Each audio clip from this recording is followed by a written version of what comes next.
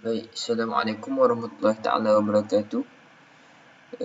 InsyaAllah pada hari ini saya akan membentangkan berkenaan dengan khusus qiraat ilmi 1, dan tajuk yang saya dapat adalah bab hamzatain min kalimah, iaitu dua hamzah dalam satu kalimah. Nama saya Abdul Hakimi bin Sazali, dan nombor matrik 19 DTQQ 0099, dan nama pensyarah yang mengajar saya adalah Ustazah Nur Ukhti Zahra binti Jauhari.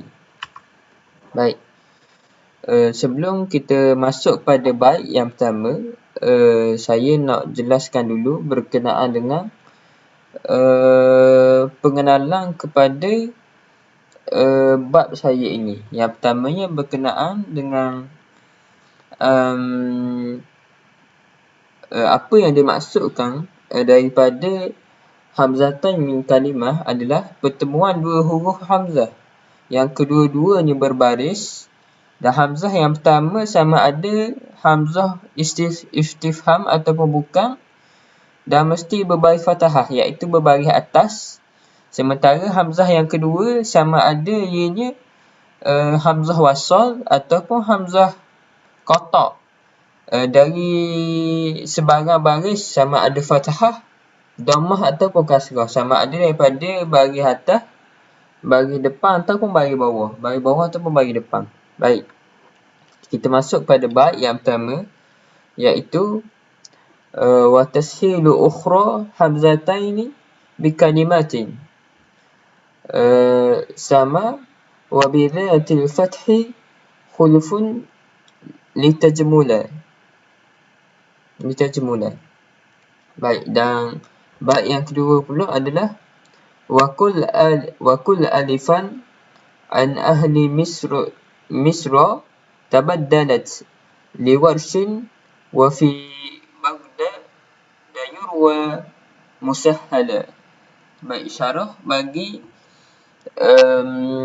bait yang pertama, iaitu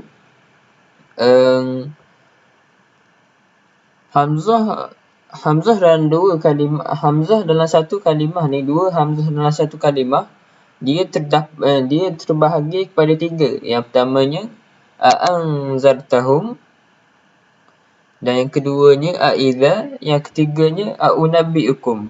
A'anzartahum iaitu hamzah yang pertama berbaris atas, dan hamzah yang kedua pun berbaris atas juga. Jenis yang kedua adalah hamzah yang kedua berbaris atas, dan hamzah yang pertama berbaris atas, dan hamzah yang kedua ni berbaris bawah. Dan jenis yang ketiga adalah hamzah yang pertama berbaris atas, dan hamzah yang kedua berbaris di depan. Okey. Dan kita tengok dibaca tasheel pada hamzah yang kedua. Dibaca tasheel pada hamzah yang kedua apabila bertemu dua huruf hamzah dalam satu kalimah, iaitu daripada yang dibaca oleh rumus Hisham, ataupun kita baca ataupun kita kata sebagai rumus sama, iaitu yang dibaca oleh Imam Nafi', Ibnu Katsir dan juga Abu Amru. Yang keduanya, sekiranya hamzah yang kedua itu berbaris fathah, iaitu Hisham daripada rumus lam membacanya dengan khilaf, iaitu sama ada dengan tasheel ataupun tahqiq. Contohnya seperti a'anzartahum tu. Okey, yang ketiganya syarah kepada bait yang kedua, iaitu begitu juga dengan wash. Wash juga membaca dengan khilaf, iaitu sama ada mengibdalkan huruf hamzah tersebut kepada huruf alif, mengikut daripada ulama pendapat Mesir. Dan yang seterusnya ataupun dengan membaca dengan tasheel, mengikut pendapat daripada ulama Baghdad. Baik, yang seterusnya kita masuk kepada bait yang ketiga. Bait yang ketiga iaitu وحققها في فصلت صحبة أعجمي والأولى أسكتن لتسهل. Baik, iaitu dibaca dengan tahqiq pada lafaz a'jamiyun wa arabi pada surah Fussilat.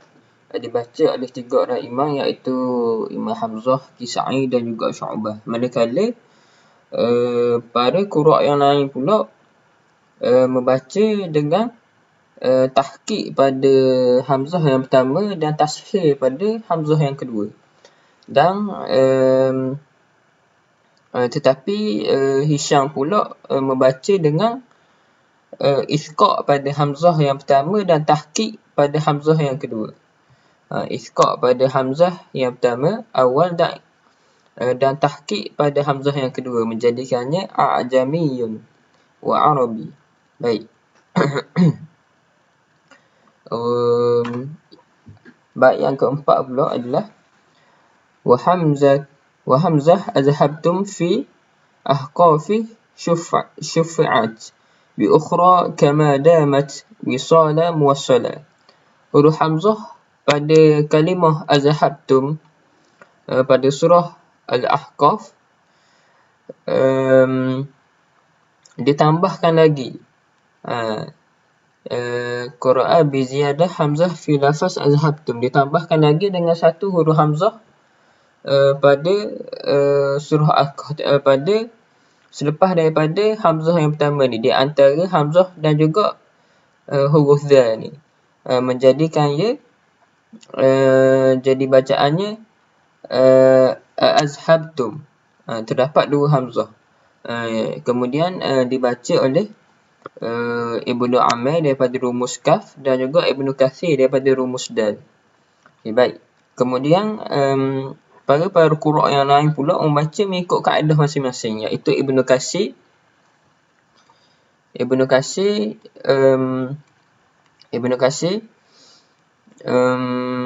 membaca dengan tashil. Ibnu Katsir membaca dengan tashil, manakala Hisham pula membaca dengan tahqiq ataupun tashil. Ibnu Zakwan membaca dengan tahqiq, manakala yang lain pula qura' yang lain membaca dengan satu huruf hamzah sahaja, menjadi azhabtum sahaja. Baik, yang seterusnya adalah wa fi nunin fi an kana syaf'an hamzatun wa syu'batun aidan wad dimashqi musahhila. Baik, firman Allah Ta'ala pada kalimah an kana pada surah Al-Qalam ditambahkan huruf hamzah bersamaan dengan Hamzah dan juga Syu'bah, kerana kedua-duanya menambahkan huruf hamzah pada kalimah tersebut. Baik, manakala begitu juga dengan Ibnu Amir Ad-Dimashqi membacanya dengan tashil. Begitu juga dengan Ibnu Amir, tetapi dengan huruf hamzah yang tashil. Adapun kedua perawinya mengikut kaedah bacaan masing-masing, iaitu sama ada dengan memasukkan huruf alif di antara 2 hamzah ataupun tidak. Sementara qura' yang lain pula, membaca dengan satu hamzah sahaja, dengan huruf satu hamzah sahaja. Baik, yang seterusnya wa fi Ali Imran anibni kathirihim yushaffa'un an yu'ta ila ma asahhala.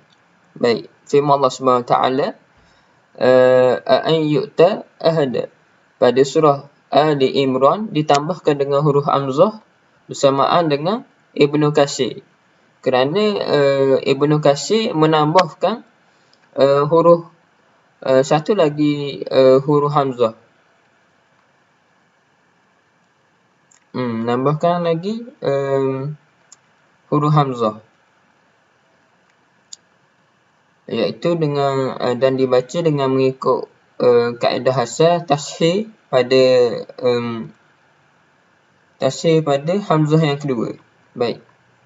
Dan seterusnya, bait yang ke-7, wa taha wa fi a'rafi wasyu'ara biha amantum likulli salisabdila. Baik. Terdapat 3 kalimah amantum, iaitu terdapat 3 kalimah amantum, iaitu pada terdapat 3 kalimah dalam Al-Quran, iaitu dalam surah Al-A'raf, seperti mana yang ditunjukkan, dan juga yang kedua pada surah Taha, dan juga yang ketiga pada surah Asy-Syu'ara. Kerana kedua kalimah tersebut adalah sama.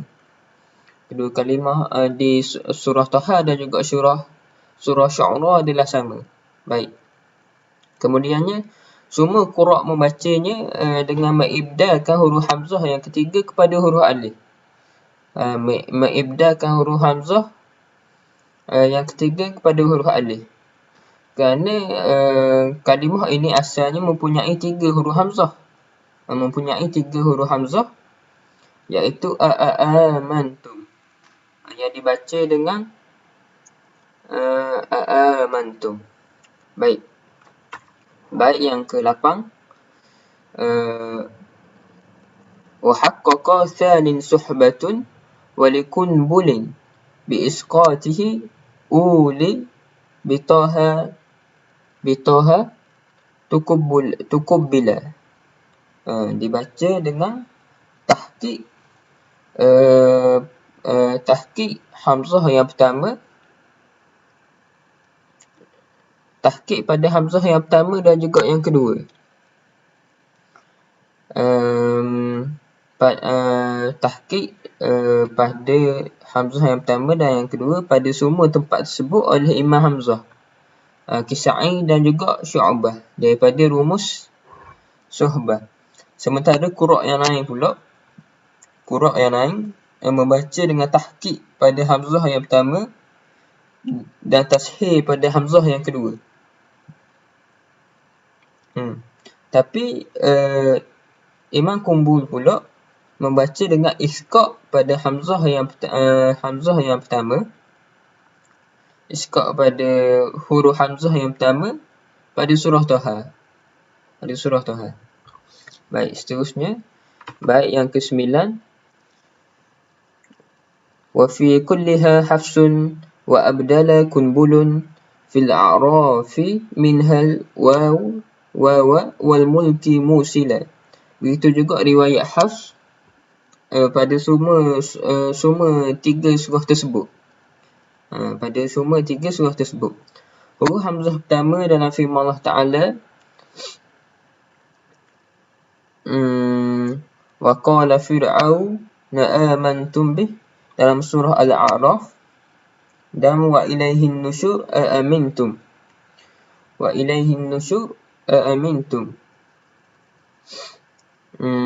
Kumbul membacanya